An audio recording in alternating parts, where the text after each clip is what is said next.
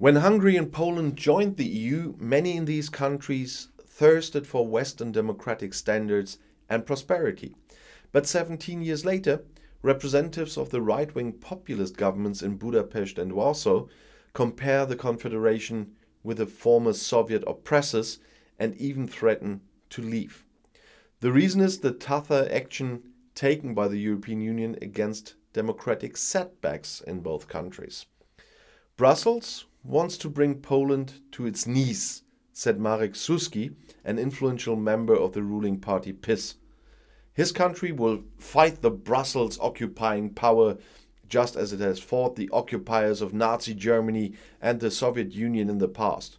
Does he get his script from Boris Johnson, by the way? It is unclear to what extent such announcements are actually based on the desire to leave the EU or a negotiating tactic. Poland and Hungary are the largest net recipients of EU funds, and the majority of the population wants to stay in the EU. But the rhetoric has intensified in recent months since the EU financially punished member states for violating the rule of law. The two close allies, Hungary and Poland, are accused of violating judicial independence and freedom of the press, as well as restricting the rights of minorities and migrants. The Hungarian Prime Minister Viktor Orbán lamented a political and ideological weapon of the EU with which immigration-critical countries like Hungary should be blackmailed. His Polish colleague Mateusz Morawiecki spoke of the impending collapse of Europe. Oh God, I know who wrote those scripts. The Hungarian Foreign Minister Peter Szijjártó emphasized that his country would not allow itself to be forced to change course by the reluctance to receive EU funds. And the deputy head of the Polish ruling party, Ryszard Terlecki, said his country would consider the extent to which it could cooperate with Brussels and consider drastic solutions. He later distanced himself from these statements. Orban has also repeatedly emphasized that there is a life outside the European Union. The daily newspaper Magyar Nemzet, associated with his Fidesz party, wrote in August, "It's time to talk about the Huxit, a Hungarian version of last year's Brexit." Orban's opponents fear that the head of government might actually consider such a step. Liberal MP Katalin Cseh expressed her outrage that high-ranking Fidesz politicians and experts were openly calling for Hungary to consider leaving the EU. "You are ready to destroy the greatest success of our country in recent history," she told the AP news agency. However, Daniel Hegedus from the US-German Marshall Fund believes it is possible that there's a political calculation behind the Hungarian rhetoric. The message from the Hungarian government to the EU is, if you don't give us the money, we can become even more uncomfortable for you, he says.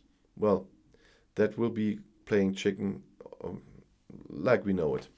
According to recent surveys, well over 80% of Poles and Hungarians are in favor of remaining in the EU. That seemed to make an impression on both governments in the end. Orban said in a radio interview last week that Hungary would be among the last in the EU if it ever ceases to exist. And the most influential Polish politician Jarosław Kaczyński stressed that the future of his country lies in the EU and there will be no Polexit.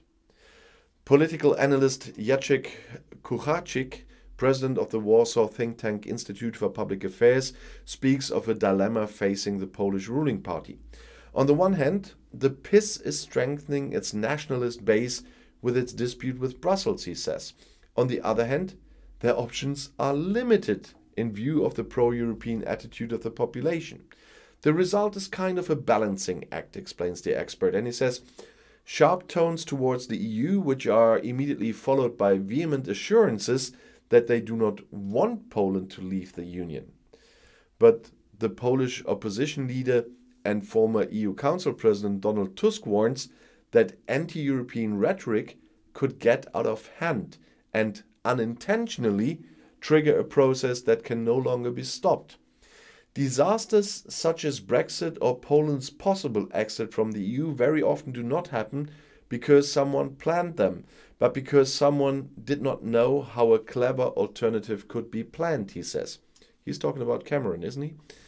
Some heads of state and government in Europe have already quite lost patience with Poland and Hungary.